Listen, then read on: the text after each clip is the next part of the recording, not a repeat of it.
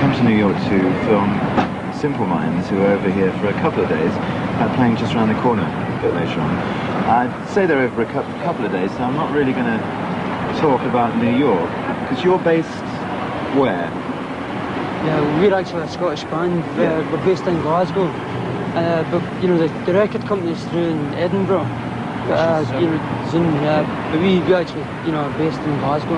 How did Zoom and you link up together? Well, we just played about Glasgow, and we took our tapes through to Bruce, Finlay, because there aren't a lot of people you can see in Scotland, and if anyone can do anything for a band up and coming, be it gigs, even, you know, a deal, Bruce is the man to see if he can't help himself. He's good with advice, and most bands do go and see him. Is it very self-contained in Scotland, Derek? I mean, are there many places to play up there? Not really. Mainly universities and stuff. No marquees or anything like that. You haven't got a circuit of clubs that you can... No, it's in Glasgow there seems to be sort of two sizes of halls. It's like, you've one hall, the Apollo, which is like 3,000 people and things like that. And then the other scale is like small pubs, and there's no sort of in-between venue. And any venues there are is like university gigs.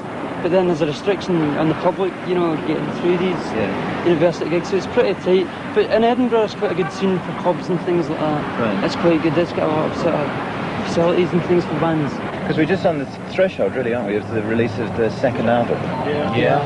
Which you were saying earlier is a change in some respects from the first one. Yeah, we've changed direction really, because we found that our first sound was a little too full, and you know, we sort of now it's a lot more basic, and it's basically, you know, it sounds a lot more Simple Minds now than ever it did. And you know, we're beginning to feel now that we're gradually becoming mature in our attitudes and things. How much are you getting involved in your own production now? We are beginning to get more in touch with what's happening in the studio. First time round it was like, you know, all these knobs and dials, and it was a bit, I think we were a bit overawed by it all.